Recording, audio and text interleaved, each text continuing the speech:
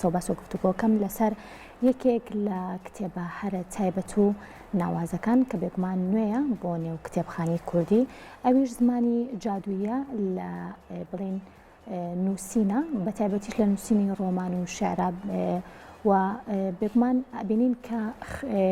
خوێنەر هەمیشە پێویستی بە زمانێکە یاخود بڵین پێویستی بە شێوازێک نووسینە کە هەمیشە بتوانێت لە تەواوی ناوەڕۆکی بڵین بابەتەکە تێبگات بەڵام لەلایەن هەندێک لە نووسەرانی ترۆ ئاماژە بۆواکرێت کە ئەبێ زمانێکی جادووی تایبەت بە نووسینی هەم ڕۆمان و هەم شێعر و هەم بابەتە ئەدەبیەکانیش هەبێت کە بتوانێت چێژێکی تایبەت بە خوێنەر ببەخشێ. زمانی جادووی یان ئەنتۆلۆجیای زمان لە گێڕانەوەدان نوێترین کتێبی زۆر بەڕێز کاک جەبار عوسمانە کە ئێستا لە لای من میوانە و قسە و باس و گفتوگۆکەم لەسەر کتێبەکە لەگەڵی. کاک جەبار سڵاو لێ بێوارەت باش بێ. سپاس بۆ ێواری زۆر سپاس بۆ تۆ. یەکەم جار ئەمێ بۆ دەست پێ بکەم هەمیشاڵێن با ئەو کتێبانەی کە ئەنووسرێن بە بڵین زۆرینەیان یەخود وەکو شەرتێک نییە بەڵام هەندێک لە بڵین نووسەران ئاماژە بۆکەن کە بە ئەو زمانەی کە بابەتە ئەدەبیەکانی پێ ئەنووسرێتەوە زمانێکی سادە بێت بۆ ئەوەی کە هەموو خوێنەرێک بتوانێت لێ تێبگا. ئایا ئەمەیەک ئەگرێتەوە لەگەڵ کتێبی زمانی جادوویە یاخود نەخێر؟ بەدڵنیایی وانە کە باز لە زمانی ساداکەی هەڵبەت مەبەستەوە نییە کە زمانێکی زۆر سادەی ئاسایی قسەکردنی ڕۆژانە بێت. هەڵبەت دەبێت زمانی دەبی زمانێکی جیاواز بێت زمانە دەبی بۆ خۆی کۆمەڵی خەسەت و بنەمای تایبەتی خۆی هەیە لەناو فۆرمێکی ئەدەبیە کەجی خۆیە کاتەوانەیە. هەڵبەت زمان فرە ڕەهەندە مەسەن لە شێوازی بەکارهێنانی نەڕووی سایکۆلۆژیوانەیە مەگە قسە لەسەر زمانکەی زمان بە پێی پەیوەندی کۆمەڵایەتەکان بە پێی زەڕوتی خۆی وێ ناکات و کاری خۆی کات و بوونی خۆی ئەسەلمێنێ. بۆ نمونە ئێمە لە قسەی ڕۆژانەیە ئاساییە کە ئێمە قسە دەکەین بە شێوازێکی ئاسایی قساکەین بەڵام لەنە ئەو پەیوەندی کۆمەڵایەتیە ئێمە توانین ئەو زمانە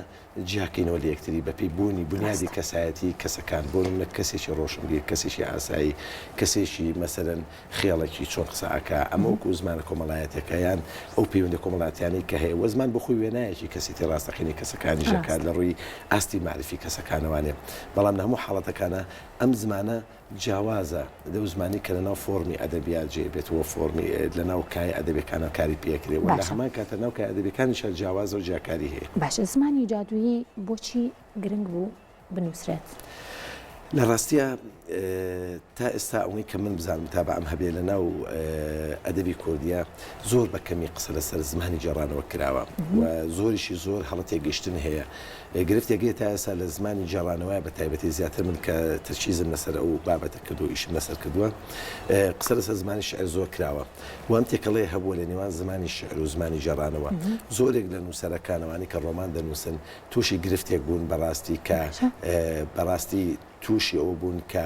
زمان ئارایشکەن و تێکەڵیان کردووە کە زمانی شعریان لەگە زمانی جێڕانەوە تێکەڵ کردووە و زۆر جار ئەم تێکەڵە وای کردووە کە فۆرم ئەدەبیەکان بە ئاسانی لە یەکتری جیا نەکرێتەوە. یەکێک لە جیاکارەکانی نێوان ئەو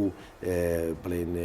ژانرە ئەدەبیانی کە هەیە بە تایبەتی لە نێوان شعر و جێڕانەوەدا واتە مەبەستم جێڕانەوە چیرۆک و ڕۆمان بە تایبەتی ئەوەیە کە زمانەوە زمانەتوانین لێکی جیاب بکاتەوانێ هەر لە بەرەوە ئەم زمانە زۆر جار لای زۆرێک تێکەڵە مەسەرەن زۆر دەبینین کە زۆر ڕۆمان بۆەوەی کە زمان ئارایش دەکەن کە سەرنجی خوێن ڕاکێشن یان لە چەمکی زمان وەکو مانای زمان لە ڕاندە فەلسەفەکە بە هەڵەلی تێگەشتون کاتێک باز لە گرنگی زمانەکرێ ئەمەیان وا وەرگرتووە کە ئەبێتر ئارایشی زمانکەن بۆ نمونە فۆرمی جێڕانەوە بە زمانێکە نووسنەوانێ کە خوێنەر ئەوەی کە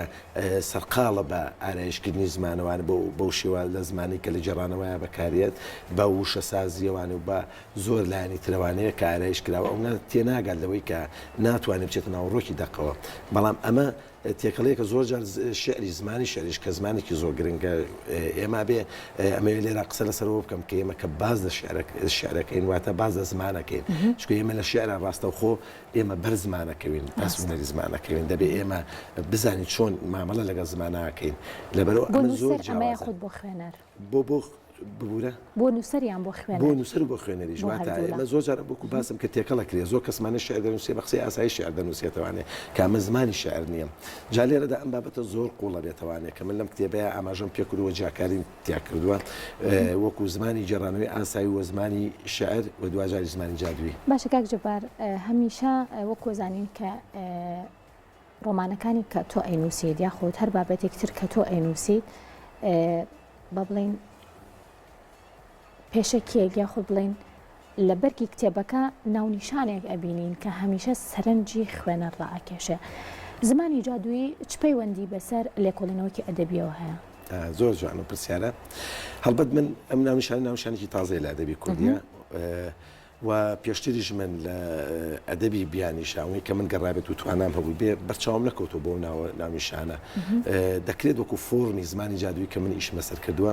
لابەلا لە خاڵێکە لە شتێکا بەجیا قسێ کرابێ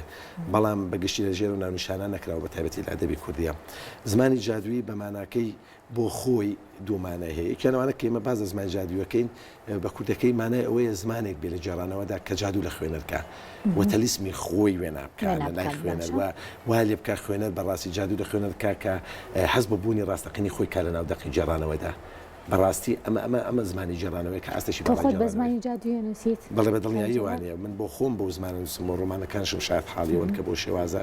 کارەکەم وان پەیوەندێکی زۆر گرنگی بە هەموو لایەنەکانی جێڕانەوە هەیە بۆ نمونە بە بنیادی کارکتەر و ڕوودا و خیاڵ و من لە کتێبەکە ئاماژەم پێ کردووە یعنی ئەوە نییە تەنها کە بازە زمانێکی بە سادەی بازە زمانی جادووی بکەیت بەڵکو ڕەهەندی قۆڵی هەیە چونکە ناونیشانی دووەمی من زیاتر چڕم کردوتەوە لە ڕووبوونگەرایەکەی وانە کە قسەم لەسەر ئەنتۆلۆژیای زمان کردووە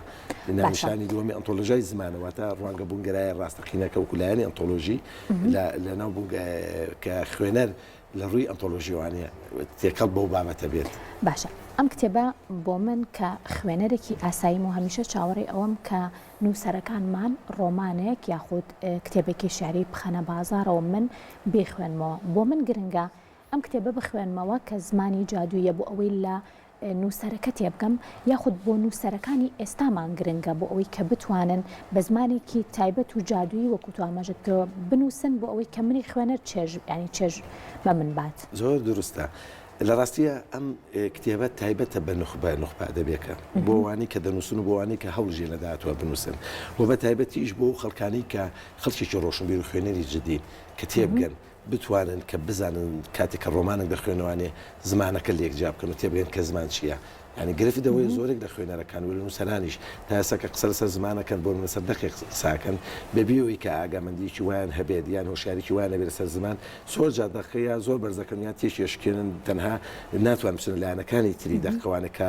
زۆر گرنگە لە ڕۆمانەکە ئێمە بەس کارکتەر و خیاڵ و ڕووداوەکەین ئەو بنیادە زۆر گرنگە لەبەرەوە کاتێک کە تۆ وەکو خوێنەرێکی ئاسایش تەنانەت ئاشنابی بە زمانی جادووی ئەو کاتە تۆ 8 دقیقی تر دەخوێنیتەوە دەزانی ئاستی زمانی کە نووسەرەکە پێنووسیوە تا چەند گونجاوە تا چەند دروستە تا چەند توانیوێتی ئەو پەیامی خۆی ئەو خەیاڵی خۆی لەنا ئەو دقا بگوێنە بە خوێنەوە تا چەند کاریگەری لەسەر خوێنەرەکە دروستەکە. بە لەرە پرسیارێکت لێ بکەم ئاستی زمانی جادووی لە نێو ڕۆمان و شعری ئێستای کوردیا چۆنە؟ زۆر کەمە. بەڕاستی زۆر کەمە بەکو باسم کرد گرفتی ئەمەوەیە خەڵک تووشی گرەیەکی دەرونی بۆ زۆرێک لە نووسەرەکان لەگەڵ ڕێزمە تووشی گرەیەکی دەرونی بنەوەی و من لە ناو مناقەشە ئەدەبیانەیە ئاگادارم لە ناو کای ئەدەبیەکە کە بۆ خۆشیان هەندێک هەیە کە نازانن ڕۆمان چۆن زۆر جار سەرتاویستە من قسە لەسەرەوە کەمەڵێ زمانە بێ زمانێکی شعری بێ باشە زمانی شعریت یعنی ئەمە گرفتەکەیە یعنی هیچ معلومەیەکی نییە ئەمە کێشە نییە. ئێمە زۆر ڕۆمانوسمانە ڕۆمانوسی جیانی لە ڕووی تیوریا دەبی و ئاشنایەتێکی زۆریشی نییە بەڵام ئەوەندە تێگەشتووە لە ژانر ڕۆمان کە ڕۆمان چۆن بنووسێ بۆ نمونە دۆستۆیێفسکی لە ڕۆمانەکانی هەمووی بە زمانێکی جادوویە نووسن کاتێکە ڕۆمانی تاوانوسە زار خوێنی توانێت بەڕاستی تۆ ئاوێت تابینەوە دەخواڵ کارتیەکە لە هەموو ڕەهەندە سایکۆلۆژیەکان هەموو لایەنەکانی تلەوانێ ینی ئەمە زمانی جادوویە کە بۆ شێوە لەسەر نووسێ و زۆر دەخانی تریژ نووسەرە گەورەکانی دنیا کای بینین بۆی ئەم زمانە توانێتە کاریگەری خۆیان لەسەر خوێنەرەکان دروستکەن و چێژێکی جوان بە خوێنەرەکانیان ببەخشن. باشە کتێبێکی لەم شێوەیە بێگومان پێویستی بە چەندین سەرچاوی زۆر تایبەتە ئەمە دووەلا چوونانە چۆن بوون زیاتر سود لە چ سەرچاوەیەک وەرگتۆ بۆی کتێبی زمانی جادووی بە بڵین تەواوی وەکوڵێن بە تەکمیلەیەکی تەواوەتیە و پراپەر کاتە کتێبخانەی کوردی. بەڵێ لە ڕاستیە هیچ دقێک لە دنیاە متەکامل نییە یعنی ئێمە باز دقەیەکەن بێکەم و کورتی بێ و ئەم دقا 8 دقیقێتە بەرهەم هەڵبەت بە پێ ئاستی معرفی نووسەرەکە خۆی نووسێتوانە ویژ ئینسانیشیش متەکامل نییە لەبەرەوە من بەڕاستی ئەم کتێبە زۆر دەمێکێت چەندین ساڵە سەرقاڵی ئەو ناونیشانەمە و کارکردنم و ینی بە دواگەڕانی زۆرم هەیە و پشتم بە چەندین سەرچاوی بیانیش بەستووە و بە زمانی تریش بەسێ چوار زمانی تریش بەدە لە زمانی کوردیا من هەر خوێنمەوە گەڕاوم لەسەر بناویشانە بەڕاستی ئەوەی کەم تا ڕادێک منی ماندوو کرد لێکۆڵنەوە بۆ خۆی کارێکی قورسە تۆ پێویستە بە سەرچاوی گرنگەیە ئەو سەرچاوانەش کە پیاکەی ئەوەی کە بۆ من گرنگ بوو لەوەیە ئەو پەیوەندی نێوان سایکۆلۆژیا و فەلسەفەیە بەڕاستی من ڕاستە وەکو پسپۆری خۆم لە بواری سایکۆلۆژیا شارزایکی باشم هەیە و لە بواری فەلسەفەشە بە هەمان شێوە ئەمە تا ڕادەیەکیش لەگەڵەوەشە ماندووی کردم کە من چۆن ئەوەی کە لە خەیاڵمایە دەینووسم چۆن بتوانم ئەو ڕەهەندانە بدۆزمەوانەیە لە نێوان فەلسەفە و سایکۆلۆژیادا و چۆن ئەو پێڕستە دروست کەم و ئەو میتۆدە داڕێژم وەکو بەشی یەکەمی کە ڕاویەکی تەواو کەم بۆ زمان ئەوەی کە پێویستە تایبەت بە زمانی جادووی زۆر لایەن هەیە لە ڕووی سایکۆلۆژیە مەقسەرسە زمان کەینیان لە ڕووی فەلسەفیەوە بەڵام من زیاتر گرنگیم بۆ سەرچاوانەیەوە کە پشتم پێبەستووە بە تایبەت ژاگلاکان لە ڕوانگە سایکۆلۆژیکۆ لە ڕووی نەستەوە قسەی کردو بۆ نمونەوانی کە دیارن و زۆر سەرچاوی تر هایدگەر بە تایبەتی وەکو ڕوانگە فەلسەفەکەی کە لەسەر ئۆنتۆلۆژیای زمان قسەی کردووە و چەندین سەرچاوی تر زیاتر وەکو ئەو میتۆدەی کە من لە سەرەتای ئاماژەم پێ کردو هەوڵم ماوە پشت بەم ڕەهەندان و لایەنانە بەستم بۆ بۆچوونەکانی سارتر لەسەر زمان و جێڕانەوە لە شیعرا بە تایبەتی و دوجار لە بەشەکانی تریشا وەکو ڕوانگە ئەدەبیەکانیش لەسەر زمانی جێڕانەوەی ئاسایی من پشتم بە زۆر سەرچاوی دکتۆرا و ماستەر و زۆر لایەنی تریش بەستووە لەبەرەوە بۆ من تۆزێک قورس بوو ئەو دوو لایەنە یانی شارەزایی وێ بچیتە قوڵاییەوانەیە هەڵبەت بێکەم و کوتیژ نابێ من دڵنیام هیوادارم خەڵکیشەکە قسەی لەسەر کا دەوڵەمەندتری کا جوانتری کا باشە کاک جەبار ئەویستم پرسیاری ئەو بکەم بەر لە مەراسیمەکەی ئەمڕۆ کە ئێستا قسە و باسی لەسەرەکەین ئەم کتێبە پێش مەراسیمەکە کام لە نووسەران کام لەم کەسایەتیانە خوێندویانەتەوە و ئەوان قسە و باسییان لەسەر ئەم کتێبە چی بووە؟ لە ڕاستیە من تایبەتمەندیەکی زۆر سەیرم هەیە چ ڕۆمان بە تایبەتی کە من ڕۆمان دەنووسم و بە تایبەتی ئەم کتێبەش هیچ کتێبی شتێکی خۆم پیشانیش کەسێ نادەم یعنی لەوانەیە ئەمە لەلایەنێکەوە نییە کە من بڵێم باوەڕم ینی حساب بۆ خەرچێکی تر نەکەم ببوورە من هەمیشە گوێ لە هەموو کەسێکگرم گوێ لە ڕەغنەی بنیادگەرەگرم دروستکەرەگرم گرنگی بۆ ڕەغنایەم دواتر گرنگی بە هیچ لایەنێکی تر نایم لە قسەکردنە بەڵام من هەموو دقیقەی نووسم هەمیشە باوەڕم وایە وادارم زۆر نووسەری جوابێ کە تۆی کە تۆی نووسێ بێت تۆ باوەڕت بەخۆت بێ کەی گەیشتە و قەناعەتی کە وشتا نووسیت هەشتێک لە خەیاڵتایە ئیشی لەسەرکە بە پێ ئاستە مالیفەکەی خۆت بۆ بە دوگەڕانی بۆ بکەم من هیچ کتێبێکم پیشانی هیچ کەسێک نەیاوە ڕاستە پرسیارەکەم بۆ منە ڕۆمانەکانیشمە بەڕاستی بەحسی مەیدانیەکەم دەگەڕێم پرسیارەکەم ئەمانەکەم بەڵام هیچ کتێبەکەم دوجار کە ئیمسم پیشانی هیچ کەسێکی نیان تا کاتێک کە چاپیەکەم و دوجار کە چاپم کرد و کاتە دەیدەمە دەست خەرچێکی ترگەگە قسەی لەسەر کات یعنی بەپی پێویستمە تەعامل لەگەڵ کتێبەکە چۆن ئەمڕۆ دوو کەسایەتی لەنێو مەراسیمەکە قسەیان لەسەر کتێبەکەت کرد ئەو دوو کەسایەتە دوای چابوونی کتێبەکە قسەیان لەسەر کردووە بگومان لە دوای خوێندنەوە بەڵێ دوای خوێنەوە من ئەو قسانی کردم وەسم پێش خوێنەوە من کتێبەکەم پیشانیش کەسێک نایە ئەگەر شتێک نزانم پرسیارەکەم هەڵبەت یعنی تەنان ڕۆمانەکانش وەکو باسم کرد بە دوگەڕانەکەم لە خەڵکی پسپۆر ئەگەر پێویستم بە زانیاری بێ بێ لەسەر شتێک و ئەم لایەنەش بە هەمان شێوە بە دوگەڕانمە بۆ پرسیارم کردووە بەڵام ئەوەی کە خۆم دایڕێژم يعني ئەمن دە باوەڕم بە خۆمێ دەست بۆ شتێک نابم کە نتوانم دەرەقەتی بەم یانی ئاستی معرفی من لە ئاستی ئەوانە بێت من لە شارەزای خۆمەوە کارەکەم دوجار ئەو دوو بەڕێزە بە سوپاسەوە بەڕاستی وەکو پسپۆڕی خۆیان قسەیان لەسەر کردووە و پێشتریش من کە کتێبەکە چاپ کرا پیشانی یەک دوو کەسی تریشمە کە پرۆفیسۆرم بەڕاستی شارەزا من هەمیشە حەزەکەم نووسینەکانم پیشانی خەڵکێکی پسپۆڕ و شارەزا بم و گوێ لە پێشنیا و ڕەخنەکانیشیان ئەگرم ئەوان قسەیان لەسەر کرد و کتێبەکەیان ناسان و لە پسپۆڕی خۆیان و قسەیان لەسەر کرد و سوپاسیانەکەم و ئەوەی کە منی خۆشحاڵ کرد بەڕاستی ئەوە بوو کاتێک ئەم کتێبە کتێبێکی گرنگ و قورسە یانی لەسەر و بابەتە تۆ قسە بکەی بە پرسیارەتێکی گەورەیە لەبەرەوە ئەوەی کە خۆشحاڵی کردم توانی بووم ئەوەی کە لە توانامە هەبوو وەکو پێویست ئیشم تیا کردووە هەڵبەت دڵنیام کە بێکەم کورتی نابێ وەکو باسم کرد بەڵام سپاس بۆ ئەوان پێشنیارەکان خۆیان ڕازگویانە قسەیان لەسەر کردویان بە منوت کە شتێکی باشم کردووە ئەوە منجی خۆشحاڵی بوو دەست خۆشکار جەبار ئەمە لێرەوە بە دەرفەتی بزانم باسێک لە بڵین بە ئەنجام گەیاندنی ئەو مەراسیمانە بکەم کە ئێستا بە خۆشحاڵی و لە نێو شاری سلێمانی و لە نێو شاری ڕۆشنبیریا بە ئەنجامە گەێنرێت بەشێک لە نووسەران هەوڵێن چکەمە ڕاستی ئەمە بابەتێکە هەرچەنە لە کۆنەوە بوونی هەبوو بەڵام لە ئێستا بەڕێژێکی بەرچاو ئەبینین کە ئەمە ڕاستیمانە ڕێک ئەخرێت بۆ بڵاوبوونەوەی هەر بڵێن کتێبێکی نووسەران بێت یاخود ئەوەی گفتوگۆ و قسە و باسی لەسەر ئەکرێت بڵێن بیرروڕە ئاڵوگۆ ئاڵوگۆڕ ئەکرێت چەندین کەساتی وەکو ئەمڕۆ کە لەسەر کتێبەکەی بەڕێستان قسەیان کردووە بەم شێوانە ئەم بابەتانە لە ئێستا بۆ شاری ڕۆشنبیری تا چەند گرنگە و تا چەند ئێوە وەکو بڵێن نووسەران پێشوازی لە ئەم شێوە مەراسیمانە ئەکەن. لە ڕاستیە ئێرە شاری ڕۆشنبیریە و هەرش بەوە ناسراوە هەڵبەت و خەڵکەکەشی خەڵکی ڕۆشنبیری باشی تایە شارێکی وشیارە شارێکی جوانە مسلمانی بۆ خۆشەوێ ینی شارەکانی تریشم خۆشەوێ بە تایبەتی لەبەرکە خەڵکی سلێمانی بۆ ناسراوە پێویستە بەڕاستی ئێمە پێویستمان بەوەیە کە گرنگی بۆ لایەنانە بیت. من هەمیشە سوپاسی هەموو لایەنان و کەناڵ و شوێنانی تریش کردو کە گرنگی بۆ چالاکیانیان و ئەمە پێویستە ئێمە پێویستمان بەوەیە ئەم شارە خەڵک زیاتر گرنگ گرنگیەکی تاو بۆ لایەنە ڕۆشنگەری و ڕۆشنبیریە بە و بەڕێی من زۆر پێویستە ئێمە زیاتر ئاوێتی بین بۆ معریفە چونکە ئەگە شارێک هەش شوێنەگەر کۆمەلگایەک بەڕاستی کتێبیتیانە بێ چالاکی ڕۆشنبیریانە بێ شارێکی مردووە هەرگیز گەشە ناکە ئەوەی کە گەشە بە کۆمەلگای بەشەریە دەدات بەڕاستی لە دنیادا ئەو لێشاوە معریفەیە ئەو هەوڵەیە ئەو تێخۆشانەیە ئیترەمە لایەنی تر زۆری هەیە کە پێوەستە بەوە کە هاوکاریە کات بە خۆشحاڵی و شاری ڕۆشنبیریش وەکو زۆرێک لە شارەکانی و بە تایبەتی کە سلێمانی بۆ شارە ناسراوە بە بڕوای من زۆر پێویستە ئەمە پێویستمان بەوەیە هەمیشە ڕۆژانە ناو چالاکیە نابین و پارێزگاری لەو شوناسە جوانە بکەین کە سلێمانی هەڵی گرتووە ئەوە من بە پێویستی زانم. هەموو ئەو بابەتانی کە پێوەستن بە زمانی جادوویەوە بۆ نووسینی ڕۆمانیان نووسینی شاریان نووسینی هەر بابەتێکی تری ئەدەبی لەم کتێبەیە کۆبوونەتەوە یاخود بابەتی ترماون و ئەمە چاپێکی تری ئەبێت و خوێنەر چاوەڕێ بکە. لە ڕاستیە ئەوەی کە من بە پێویستم زانیوە لە کتێبەکە باسم کردو وەکو بۆ چوونی خۆم بەدەر لەو سەرچاوانی کە قسەم لەسەر کردو وەکو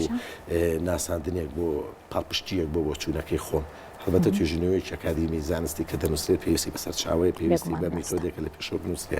من پشتم بە هەموو سەر چاوانە بەستووە و دوجار لە بەشی کۆتایە کە من باسم کردو باسم لە زۆر لایەنی گرنگ کردووە لە جێڕانەوەیە بۆ نمونە پەیوەندی زمان بە خەیاڵەوانێ و بە کارکتەرەوانێ بەڕاستی ینی ئەم پەیوەندیانە زۆر گرنگن کە هەبێت ینی چۆن زمان هەڵەکشێنە ناو جێڕانەوەیە و چۆن گەشەکە ئەمە زۆر گرنگە لە نێوان بنیادی کارکتەرە مەسەرەن ئەو ڕەهەندە سایکۆلۆژیانی کە بۆ کارکتەر پێویستە ینی چۆن تۆ بنیادی کارکتەرنی لەناو ڕۆمانێکە کە بنیادێکی ڕاستەقینی هەبێ و چۆن خەیاڵ تاوەی تۆ ئەو خەیاڵی کە تۆ هەتا لە ڕۆمانە ڕۆمان کۆپیکردنی واقعنیە بەڕاستی جێرانەوە نیە ئەمە واقع بژێڕینەوانی تەناوەکو خۆی بەڵکو کاتێک کە باز لە کارێکی ئەدەبیەکەین چونکە ئەگەر لە ڕۆمانە خەیاڵ نەبێت خەیاڵێکی جوان نەبێت خەیاڵێکی داهێنانانت نەبێت ئەوە تۆ ئەمە دەقیقی ئەدەبی نەنووسیوە چێ یادەوەریەکە نووسی بێ بەسەرهاتێکە نووسی بێ دەچێتە خانەیەکی ترەوە لەبەرەوە ئەم پەیوەندیە لەگەڵ زمانە پەیوەندیی قوڵیە من باسم لە هەموو پەیوەندیەکانی کردووە لە کتێبەکەیە کە ئاماژەم پێ کردووە کە چۆن کاریگەریان لەسەر زمانی جێڕانەوە هەیە تا لە ناو دەقێکی وەکو ڕۆمانە ژانێکی وەکو ڕۆمانە خەیاڵ تاو بدات بنیادی کارکتەرێک لە ڕووی بنیاد سایکۆلۆژیەکەوانە بەهێز بێت و لایەنەکانی تر پەیوەندەکانی تر لە ناو جێڕانەوەیە کە هەیە ئەمانە هەموو کاریگەری خۆیان لەسەر زمانی جادوویەکەن و زمانی جادوویش لە کۆتاییە من باسم لەو ڕاهەندانە کردووە بە کورتی شتێکی شەمەوێ دێرە ئاماژەی پێبەم من لەم کتێبەیە نەمیستووە کە نمونەی ڕۆمانەکان بێنمەوە ڕۆمانانی کە بە زمانی جادوویە نووسێن بەڕاستی ئەوەی کە خۆم نمونەم دروست کردووە نمونەیەکی گشتگیرم دروست کردو باسم لەو ڕەهەندانە کردووە لە کۆتاییە کە کاریگەری لەسەر ئەو زمانە جادوویەکەن وەکو ڕاندی بەراوردکاری لێک چوون سەبارەت بە کتێبەکەش بەڕاستی وەکو باسم کرد کتێبەکە بێکەم و کورتی نابێت لە هەشدانێکەوە گەر هەبێ هەچ کەسێک پێشنیارێکی بێ هیوادارم پێشنیارێکی بنیانگەرانە بێ وەکو باسم کرد من بەشی دووەمی نییە وەکو لە لای من بەڵام دەکرێت لە داهاتوو ئەگەر هەشکەم و کورتیەگە بێ شتێکە بێ لە هەشدانێک شێوانەیە مسپاسی و کەساناگەمەگە پێشنیارکەن بۆ شێوەیە قسەی لەسەرکەن لەوانەیە چاپێکی ترا من هەوڵ بەم ئەگەکەم و کورتی شتێکە بێت پێشنیارەگە بێت پڕی بکەموانێ و کتێبەکە جارێک تر گەشێکی پێ بەموانێ لەسەر پێشنیاری خەڵکی پسپۆر و شارەزا کە کتێبەکە دەوڵەمەندکان هەرەوەیە دڵنیام خوێنەر ئێستا چاوەڕێیەکی کتر لە ڕۆمانەکانتە کە بخەتە بەر دیتەی خوێنەران و پێشکەشی کتێبخانەی کوردی بکەیت هەیە بەدڵنیاییوانێ من ڕۆمان هەمیشە وتومەوەکو مناڵێک وایە چۆن لەسکی دایکە گەشاکە هیچ ڕۆمانێکی من لە 3-4 ساڵ و 5 ساڵ کەمتر ناژی لە ناخی منە لە ناو ڕۆحی منە هەر ڕۆمانەی بۆ من مناڵێکە لەبەرەوە من ئێستا ئەتوانم بڵێم ڕۆمانی تر هەیە دوو ڕۆمانی تر هەیە کە بەدەژای چەندی ساڵ من ناوی خۆمە ئیشم کردووە بە نزیکانە چاپەکرێت کاک جەبار یاخۆ چاپ ناکلوانی من تا یەک دوو ساڵێتی کتێب بڵاو نەکەمەوانێ ڕۆمانێکم هەیە حەزەکەم لێرەوە ئاماژەی پێبم من هەمیشە لە سەرەتای پاییزە ڕۆمانە نووسموانێ کەشێکی زۆر تایبەتە بۆ من هەموو ڕۆمانەکانم وان ڕۆمانێکم هەیە ئەی نووسمەوانێ بەڵام لەوانەیە بڵاوی نەکەمەوانێ ئەوە تاکە ڕۆمانی منە بەڵامی تر نازانم چۆنەوێ بە هیوای کاری باشتر و کاری جوانتر زۆر بەڕێز کاک جەبار عوسمان نووسەر و ڕۆمان نووس خۆشحاڵ بووم لەم بەشەی پرۆگرام لەگەڵ من بوویت و بارە بەخێر بێت.